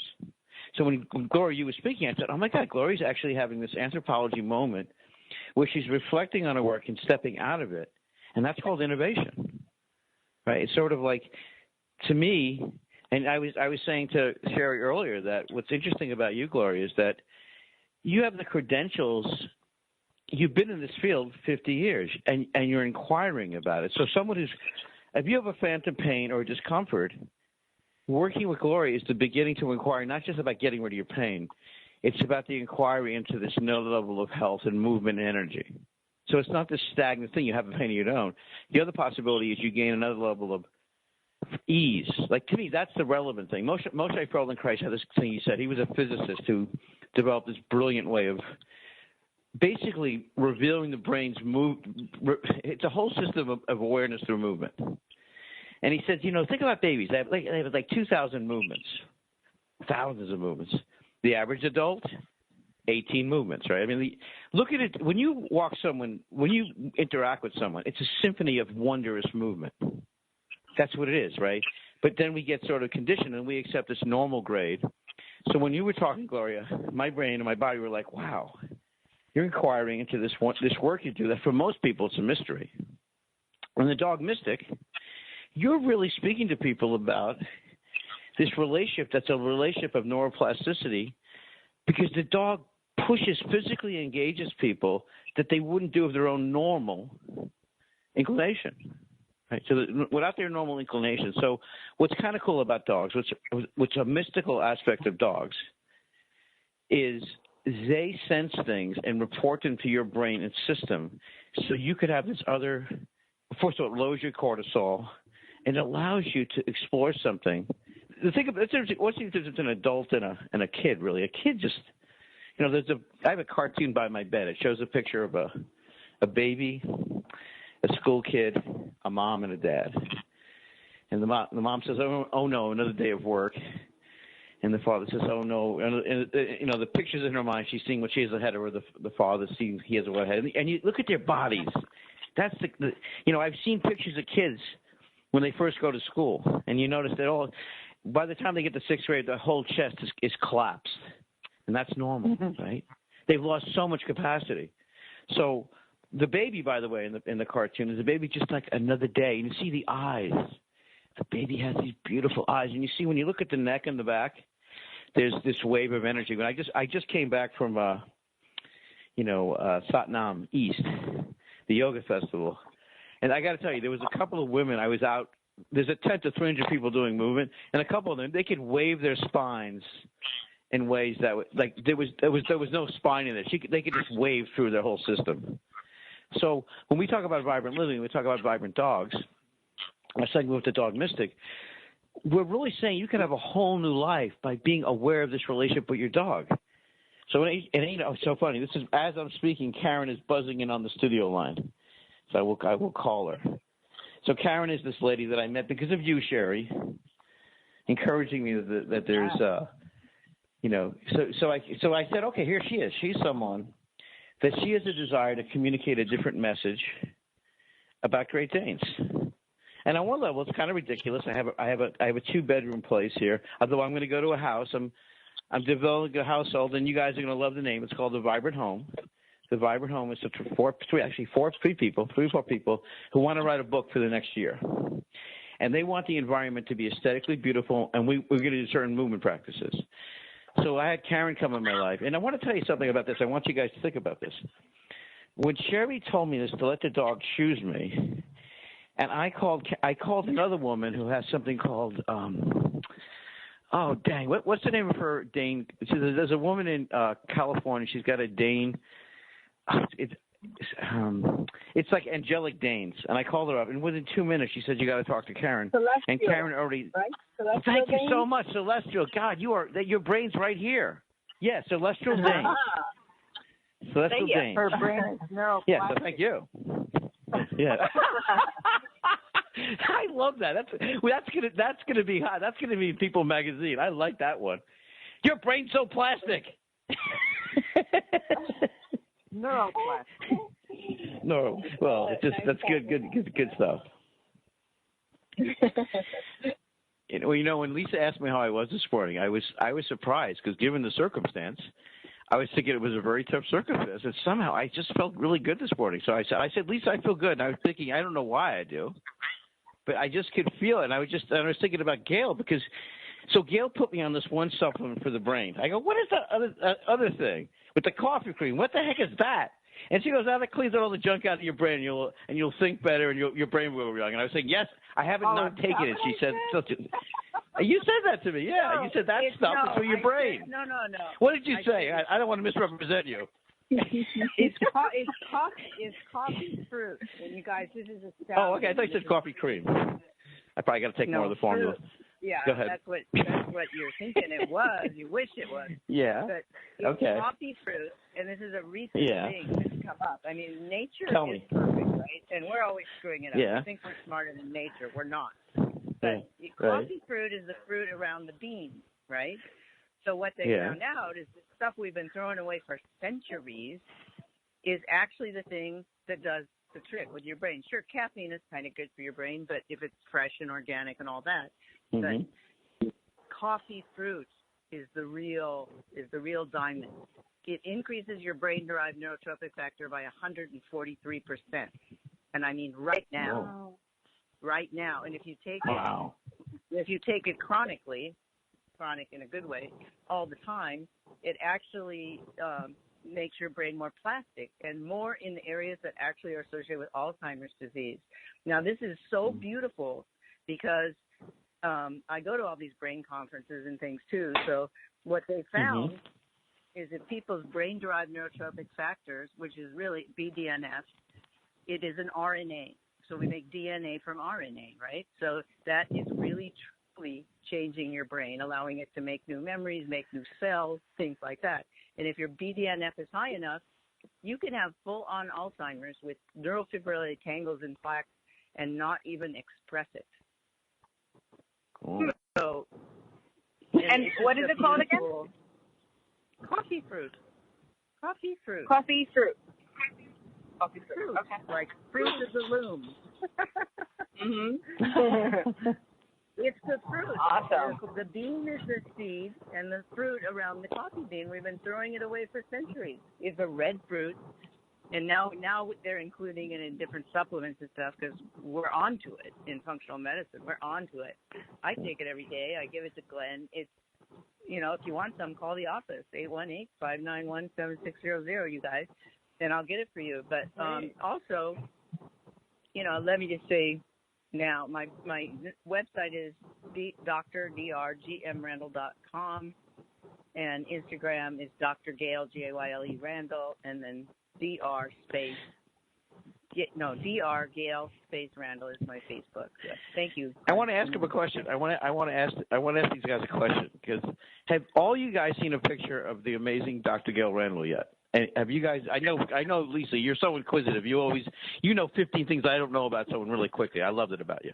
How many of you seen a picture of Dr. Gail Randall? How many people have seen a picture of her? Yeah, I have. Lisa is a yes. Sherry's a yes. Dr. Gloria, yeah, I would think yes. Okay, what color not? are my eyes?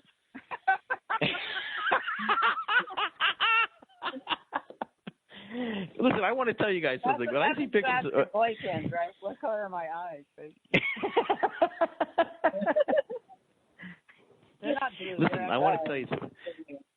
So,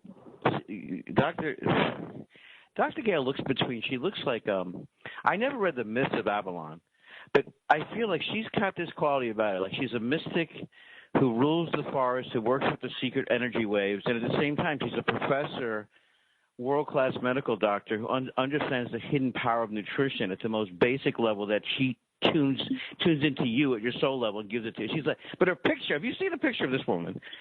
She looks like she's from another galaxy. I mean, I every time I see a picture of you, I think, whoa. It's got that whoa. It's got a whoa effect. Because you really can play yourself in some kind of like. He's tall, also. I know, that's the other thing. Everyone else feels short around you, which is, That's the sixth grade, though. It wasn't always a positive thing, let me tell you. Yeah.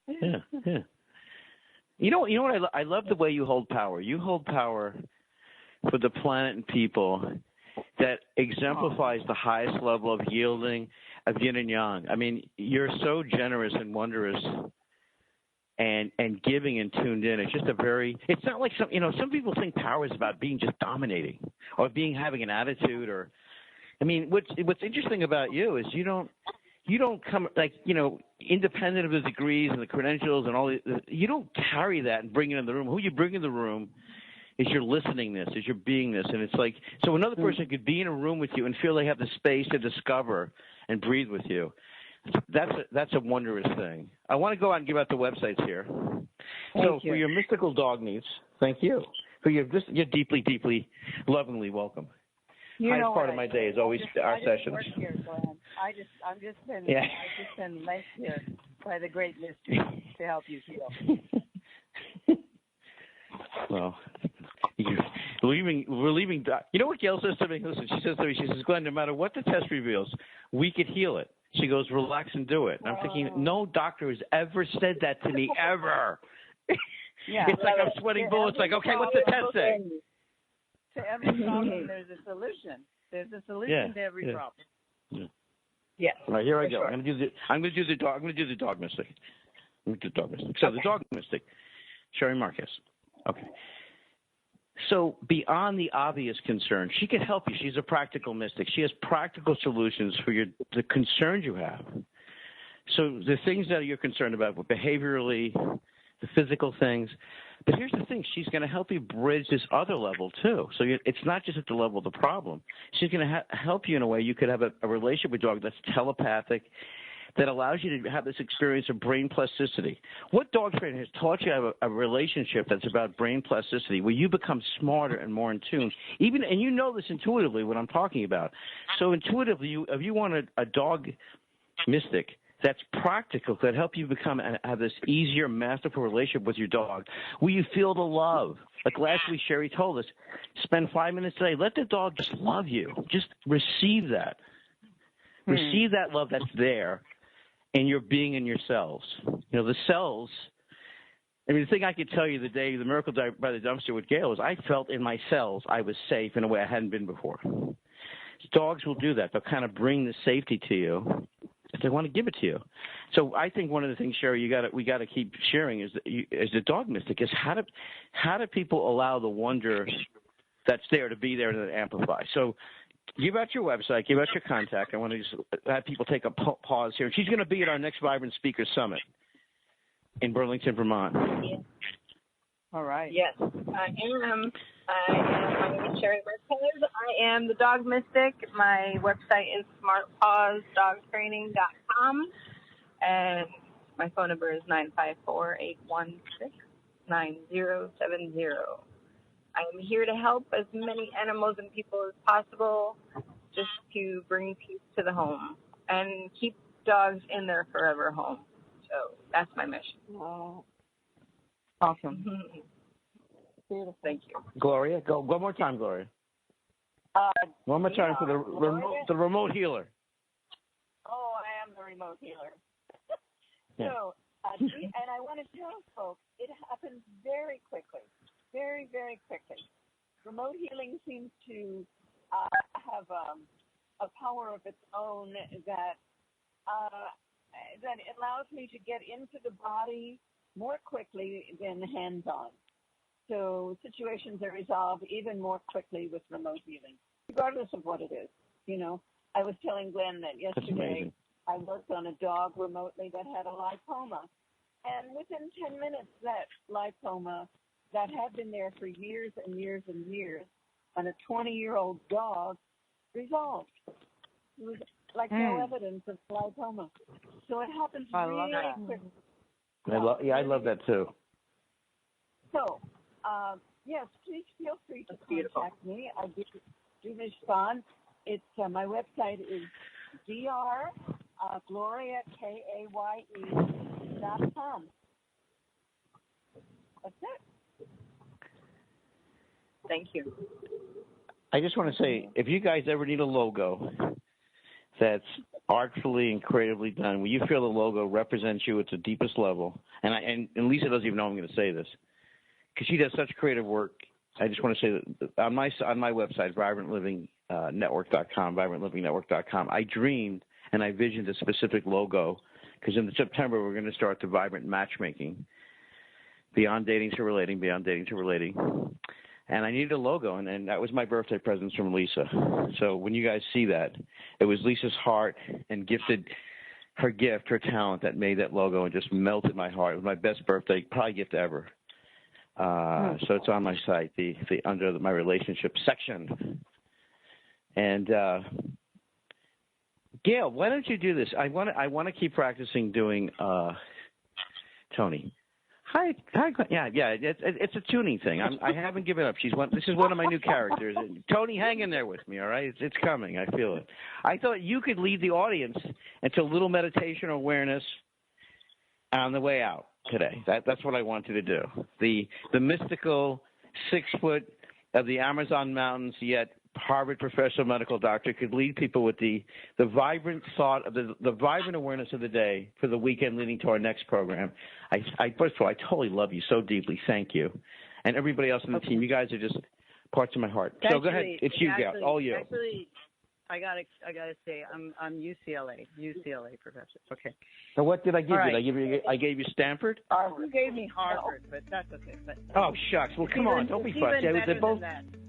It's better than that, Glenn. It's UCLA. Okay, it's all you. It's all you. So I just want to give you your sense of holism. Imagine your feet on the ground. Imagine yourself not just as a body, but a mind. 10 seconds. Emotion. 10 seconds. God above, God below, and soul within. That soul's constantly referring back to God, to Source. Back and forth and back and forth. And you're within the center of the sacred medicine wheel. 3 seconds. 3 seconds. Thank you, Chris. Walk in beauty. Thank you guys at OMTimes. Peace and love. Thank you.